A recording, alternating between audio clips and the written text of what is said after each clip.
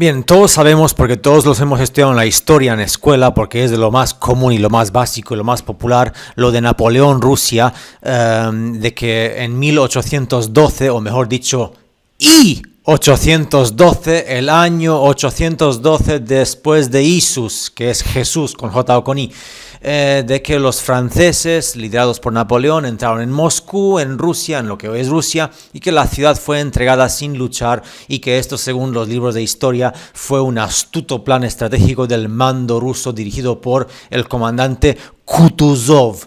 Mientras que Napoleón Bonaparte esperaba a que los rusos derrotados le entregaran las llaves de la ciudad y que se sentaran en la mesa para comenzar las negociaciones, se desató un incendio que casi arrasó por completo la capital de Rusia. Y tras ello, cuentan los libros de historia, según lo que nos han adoctrinado, de que el ejército francés se vio obligado a abandonar Moscú y regresar a Francia por la devastada carretera de Smolensk, sufriendo enormes pérdidas, y así el mito de la invencibilidad del ejército de Napoleón se desvaneció entre las cenizas de la historia, y el declive de la carrera política de Napoleón comenzó con este suceso que ocurrió en Moscú. Ahora, la gran pregunta, que para la gente que estudia como yo y como tú, ¿qué o quién incendió Moscú? Porque un fuego normalito, común y corriente, primitivo, no hace lo que ha pasado en Moscú con edificios de piedra. Entonces, para esto, te voy a leer los recuerdos de los testigos oculares franceses, de los soldados franceses que han escrito en los diarios que se han guardado luego en la historia, de lo que ellos han visto con sus propios ojos de haber estado allí. Una de las más importantes, que es lo que se describe como el incendio de Moscú por parte de los diarios del teniente Charles Artois del ejército de Napoleón. Y dice lo siguiente este teniente francés: ese día el tenue sol iluminó Moscú con una luz dorada. De repente apareció un segundo sol justo encima del verdadero sol. Era tan brillante este segundo sol que me cegó y quemó el rostro de Paul Berger, que era otro francés que había allí, que descansaba en el balcón. Nuestra casa y el tejado empezaron a humear, así que tuvimos que rociarlos con agua. En otras fincas más cercanas al sol falso se declararon incendios. Bien. Una semana después tras la aparición del segundo sol artificial, Paul Berger, este francés que está en el balcón, escribió que todos los oficiales y soldados comenzaron a perder el cabello. ¡Ay, la radiación atómica! Que hombres y caballos estaban enfermos y débiles, por lo que el mando decidió abandonar Moscú, decisión que fue recibida con gran alivio. Paul incluso describió la retirada como muy peculiar.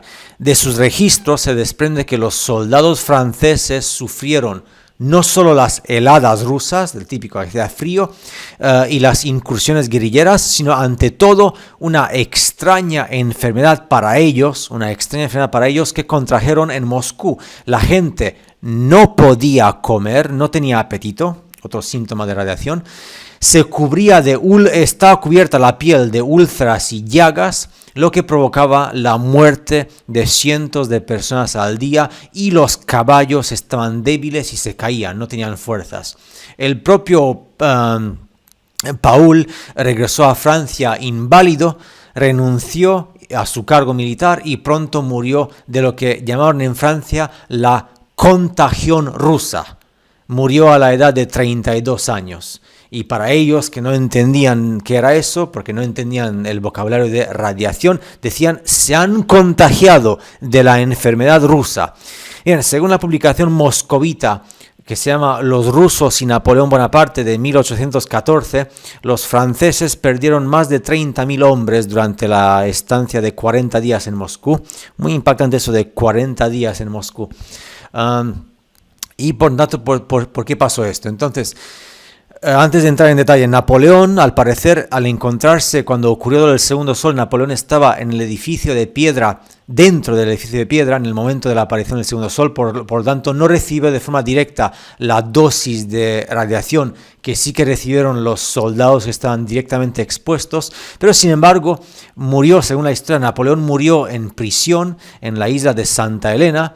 pero no murió de muerte natural, sino que aparentemente por envenenamiento con arsénico. Y aquí viene la parte curiosa. Los síntomas de la enfermedad por radiación son muy similares a los del envenenamiento por arsénico.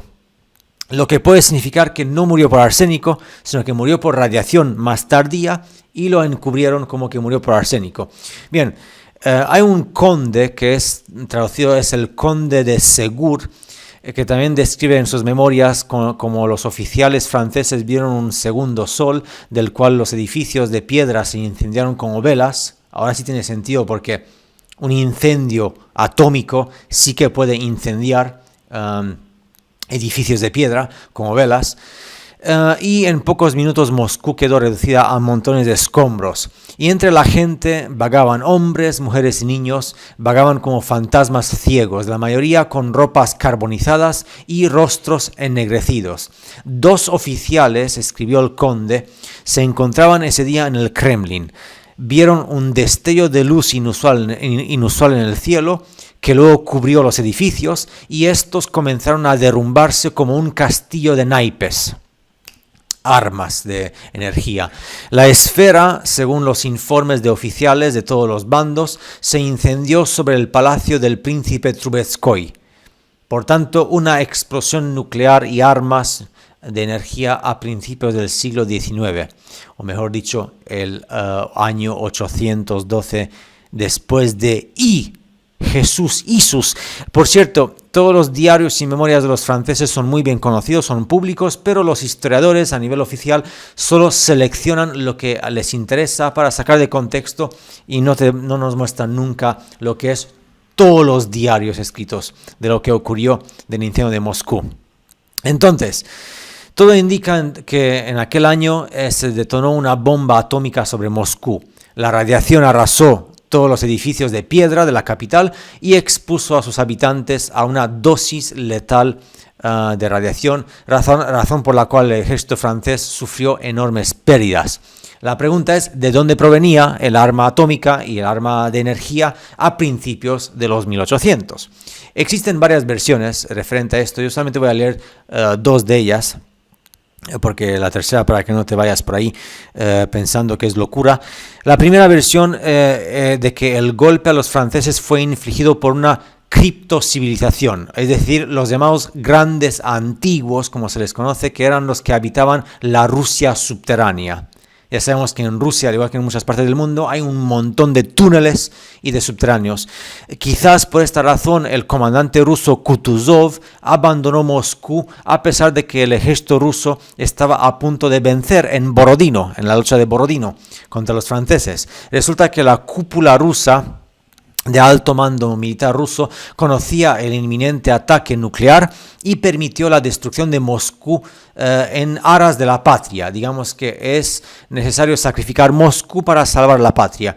Se desconoce qué habría hecho Napoleón si este incendio no se hubiera producido, evidentemente. La segunda versión, y esta es la que más se acepta por parte de todo el mundo que estudia esto de forma anti-hipócrita realista en la realidad del mundo real, cosa que cae como un cactus en el ya sabes dónde, es que la explosión atómica que ocurrió sobre Moscú fue solo un ensayo. La verdadera devastación se produjo en los años siguientes, como ya sabemos lo que ocurrió en todo el siglo XIX, en los 1800, en Siberia, Rusia y por supuesto también en Estados Unidos y en otras partes del mundo. Se dice que el verdadero objetivo de Napoleón, al menos uno de ellos, era arrebatar colonias, incluida la India, a los británicos. Además, Napoleón logró enfurecer a las familias de los falsos J, gobernantes en 1806, cuyo apoyo y dinero habían tenido antes, porque Napoleón dijo lo siguiente sobre las familias de los falsos J, muy importante lo de falso, dijo lo siguiente: debemos considerar a los falsos J no solo como lo de falso lo digo yo para que no haya malentendido, no solo como una nacionalidad, sino como extranjeros, decía Napoleón. Sería una humillación para los franceses estar bajo la autoridad de la nación más vil de la tierra. Esto salió en La Vieille France, número 305.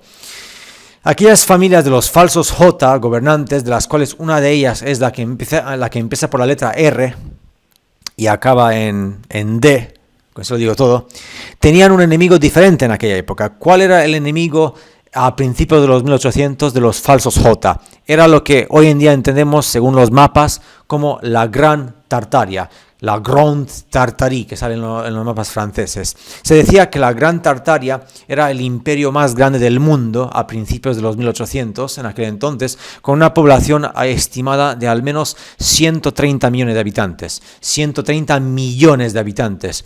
También se afirma que Moscú nunca fue la capital del territorio ruso actual, sino que Moscú fue solo capital de Moscovia, o Moscovía, que era la provincia de Moscú. Luego lo sacaron de contexto diciendo que Moscú es la capital de Rusia en aquel entonces.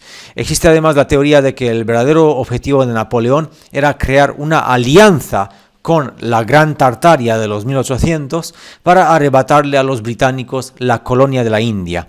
Dado que una alianza tan poderosa habría creado serios problemas para Moscovia, para la provincia de Moscovia, en lo que hoy es Rusia, y la influyente familia de los falsos J que gobernaban y que tenían la residencia principal en Gran Bretaña, pues Moscovia sufrió fue ese ensayo en Moscovia, en Moscú, y actualmente se dice que ya sabemos que todas las tecnologías que tenemos disponibles tú y yo como mortales comunes y corrientes, como son los teléfonos móviles, el internet, la televisión, tienen al menos 20 años de retraso con respecto a las tecnologías actuales. O sea que siempre hay 20 años mínimo de que las tecnologías ya existen, pero nosotros las recibimos con 20 años más tarde. ¿Qué tal si en lugar de 20 años de retraso son cientos de años? Entonces tiene sentido de que haya civilizaciones que tengan armas atómicas en tiempos en los cuales en el mundo hay otras civilizaciones que son más primitivas a principios del siglo XIX. Aparte del hecho de lo que pasó con lo del milenio de Jesús y tal y cual.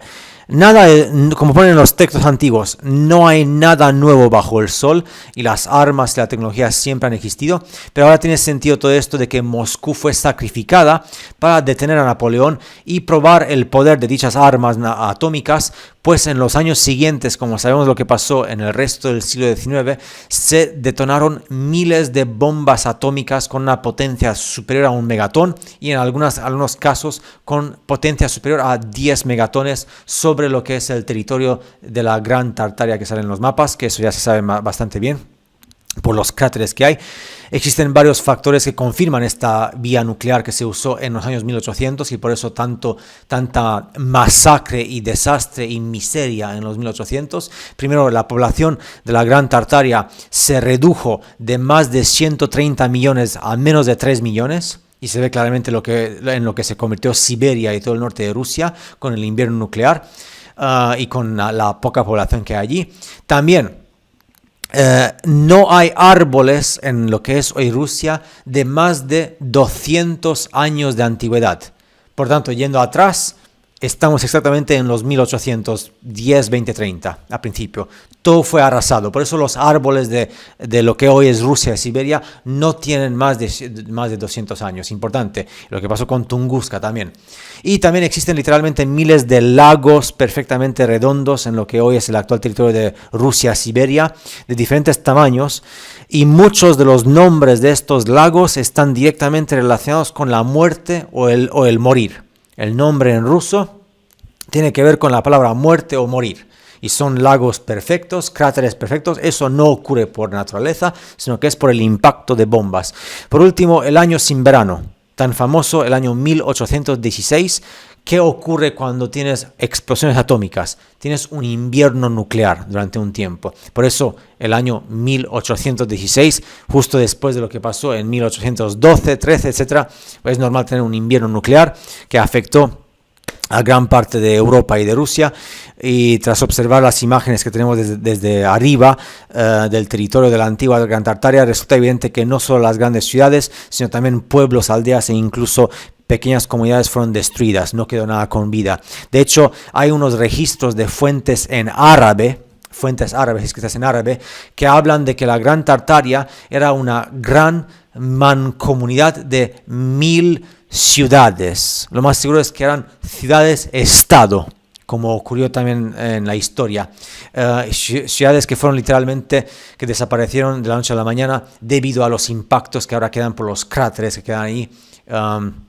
De hecho, incluso la parte norte de Siberia antes estaba todo continental unificado con Hiperbórea, con uno de los continentes de Hiperbórea. Pero eso ya se quedó en el fondo del océano. Y ya está, pues esto es lo que está clarísimo. Una cosa segura es que Moscú fue incendiada artificialmente en el año I-812. Como me encanta eso de I delante. I o J, en este caso I, delante de los años. Y ese segundo sol que apareció, que fue un ataque de bomba nuclear con radiación. Y también es evidente que la historia pues, que estudiamos solo nos enseña aburrimiento. Hasta el próximo vídeo.